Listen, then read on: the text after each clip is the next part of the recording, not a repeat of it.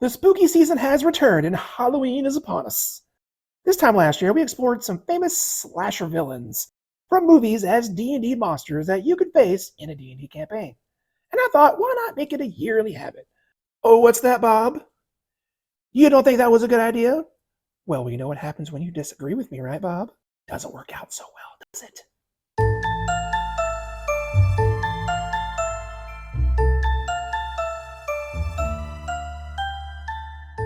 Moving on. I think that most people have a particular set of films or shows they tend to watch for the Halloween season. Maybe it's the Halloween franchise with Michael Myers constantly failing to carve up babysitters. Or perhaps something a bit more comical like Hocus Pocus with the Sanderson sisters. I'm no different, and I certainly like those movies to watch in October. But my favorite, one I keep returning to, isn't really a Halloween movie, but it is spooky. And that's where the Monster Squad comes in. This movie is almost 40 years old. It would not surprise me if you haven't heard of it. But it was much beloved by me, and I'd still watch it around Halloween. The story is about a group of monster-obsessed kids that call themselves the Monster Squad. The leader, Sean, gets a diary written in German by Abraham von Helsing. He and the other Monster Squad get it translated by a concentration camp survivor that they call Scary German Guy. They never give him a real name. Poor guy. They learn that a ritual must be performed with a special amulet every century to keep the forces of darkness from taking over the world. Now, Sean suspects that this isn't just some fairy tale. His dad's a cop, and he's overheard conversations about strange things going on around town, like bodies disappearing. Oh, and someone called trying to purchase a diary, a Mr. Alucard. Yep, not just a video game reference. It's Dracula spelled backwards, because that's who the main villain is, Dracula and his crew. The crew being the Universal Studios monster movie villains, led by Dracula and his wives. There's also the Wolfman, who's kind of a tragic character because his human self is an unwilling participant in Dracula's schemes. The Mummy, Frankenstein's monster, also not a particularly willing to follow the count. And finally, Gillman, who I always thought was just called the creature from the Black Lagoon. I didn't know he had an actual name. So, long story short, the kids form a team, trying to steal the amulet and perform the ritual while also defeating or surviving the bad guys. So there I was, watching this movie for the 1000th time, when it struck me, this would make a pretty good D&D adventure. Now, the adventure itself is kind of already there for you, but the real standouts are the monsters themselves. And that's what we'll talk about today.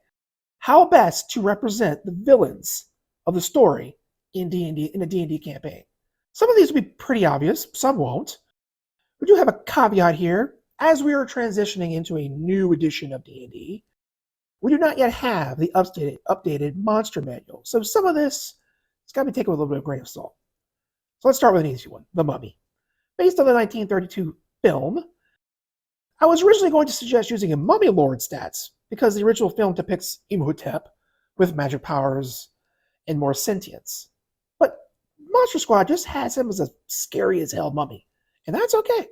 Not all villains should be complicated. That can be a lot to put on the DM. Besides, don't underestimate the standard mummy. They're surprisingly dangerous. They have a bunch of resistances and immunities, as well as vulnerability to fire, dark vision, respectable 58 hit points, and a terrible AC because, they're just a bunch of rags. It can use its dreadful glare and make one rotting fist attack. I think we can make some minor improvements here.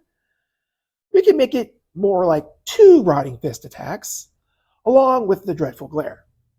And that attack is nasty. 20 average damage plus a DC 12 con save or be cursed to have our maximum HP drop by 3d6 every day until we die or remove the curse with magic. I think we can afford to be kind here and allow the curse to end if we also destroy the mummy. Dreadful glare is pretty nasty too. Will save DC to 11 or be frightened, and if you fail by 5 or more, paralyzed instead. Very wicked, but I think the DC is kind of pathetic. Let's up that to 15, and that will make it a bit more formidable. I think this is a mummy worth hiding in our closets. Now on to the Wolfman. We can't just use any average werewolf for this guy. This is the Wolfman.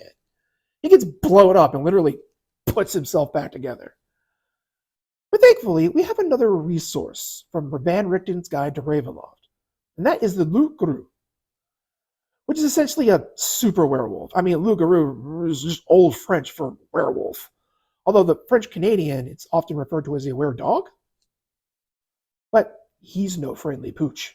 This is the Wolfman, 170 HP, and a decent AC.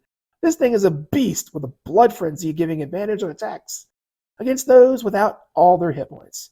2 uses of their legendary resistances and regeneration. Regeneration means they heal 10 hit points every turn. Even if they drop to 0 hit points, they can still heal unless the regeneration is turned off, which can all be done with an injury from silver. Makes sense. A claw attack that does about 11 points of damage and can knock people prone, and a bite attack that does an average of 27 points of damage, which can also inflict lycanthropy. Not just any lycanthropy, but the loup-garou lycanthropy. They can change shape as a bonus action instead of an action, which seems super scary. I mean, 1 second you're talking to some person, and the next, a super werewolf is trying to rip your throat out. And finally, they get 3 legendary actions with 3 options to use them on. For 1 action, they can swipe to do an extra claw attack. 2 actions, they get Mauling Pounce, which lets them move without provoking attacks of opportunity, and make a claw attack. And Bite for 3 actions, allowing them to use a bite attack, possibly spreading the curse even more. This thing is extremely dangerous and wicked. It's almost perfect. But I think I'd like 2 changes to get it just right for the setting. The first is to take away its change shape ability. Instead of doing it voluntarily, it would only happen on the light of the moon. That means during the day, the Wolfman could even be an ally, or at least someone, around to give important information to the party. And to keep everything thematic, I would have the lycanthropy curse that they have spread also end with the creature's death. The Wolfman is definitely not a creature to be fought head on, or at all if it can be avoided. You'll need proper planning and your wits to defeat such a creature, or maybe just a really good kick. Kick him in the nose! Kick him in the nose! He doesn't have nose! Do it! Do it! Wolfman's got nards! Moving on to my favorite, Frankenstein's monster. We'll start with a flesh golem, who in the movie at least, they turn out to be an ally. They have a bunch of resistances as well as being healed by lightning, plus magic resistance and immunity to a bunch of conditions. They take enough damage, they go berserk and attack everything around them until they are healed or calmed down by their master. They have disadvantage to attacks and ability checks when hit with fire, which makes sense considering their legend.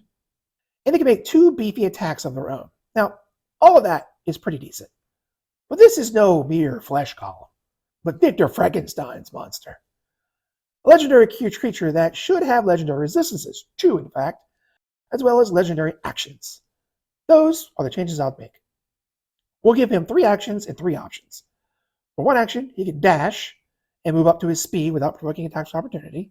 For 2 actions, he can moan, which just causes everyone within 30 feet to make a wisdom saving throw DC 15 or become frightened of him.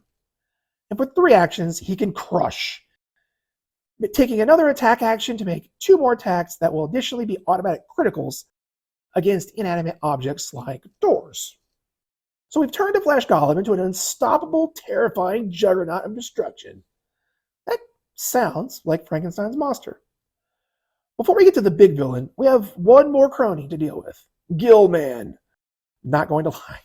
Just always thought this thing's name was the same as the movie it hails from. Creature from the Black Lagoon, but it actually has a name. Gillman. But I think we can just use its other name, the creature. From here on out, it's easier. So this fish monster that prowls waterways looking for victims, and beautiful women apparently, it's a bit of a tough nut to crack. Trying to figure out the framework to use was kind of difficult. I think we'll go with the Swagwin Baron, who I admit are a little boring, so we'll definitely need to zhuzh it up a bit. Creature has a 50-foot swim speed, which is great.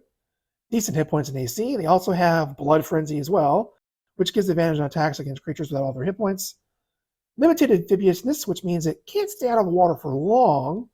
We'll get rid of the shark telepathy. It's not relevant for this character. While we're at it, we'll get rid of the trident attack as well. This creature doesn't use pitiful human tools.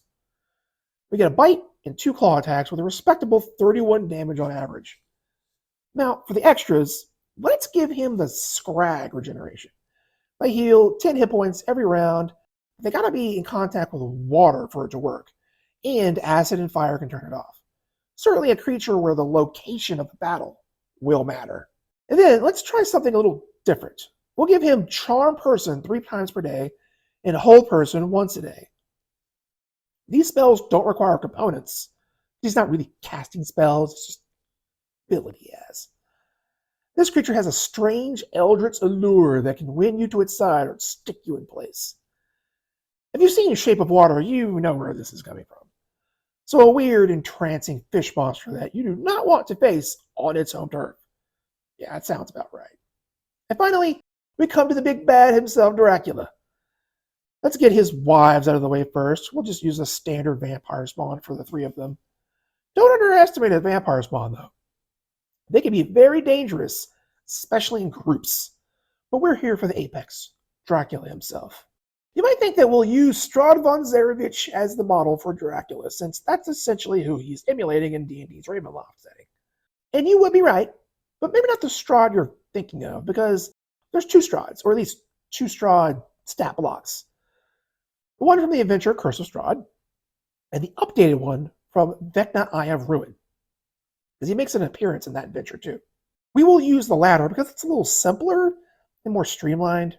It also lacks any of the regional effects and lair actions that Strahd might have, because where you encounter him, he isn't in his home base. That will be the case for Dracula as well, as in this instance, he isn't being encountered in his castle. He does have a lair, but it hasn't been there long enough to establish that sort of magical protection. We'll have all the usual vampire trappings: regeneration, legendary resistances, typical vampire weaknesses such as running water and sunlight, turn into a bat or a wolf, into mist. If reduced to 0 hit points, also turn into mist, go back to their coffin to recuperate. And of course, there's also the blood drain from the bite that will heal them and reduce hit point maximums from the target. There are 2 ways to upgrade vampires in 5e. To make them more martially focused vampire with armor and weapons, or to lean into their magic. You can make an argument for both for Dracula with his mortal history as a soldier and also as an undead, granting him supernatural powers. But this version of Strahd and this particular version of Dracula are more magically focused. He'll be able to create fog clouds and read thoughts, as well as animate undead and scry. You know, creepy vampire things.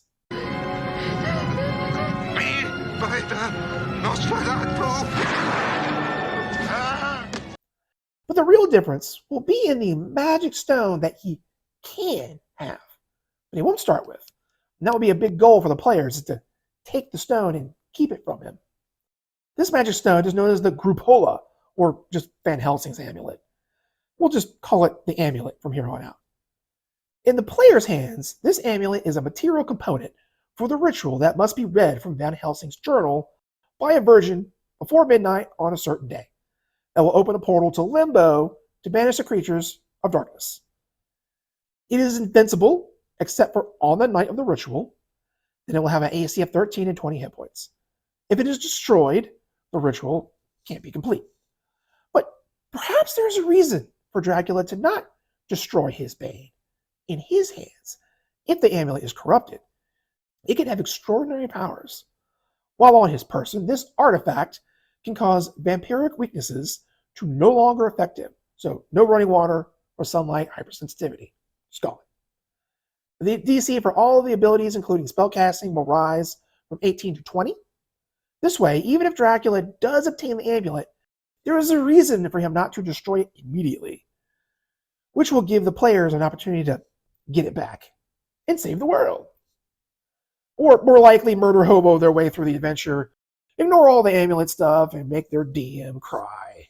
Kill everyone and leave. What about Archie? Yeah, right. Yeah, we kill him too. But that's what Halloween's all about, crying and disappointment.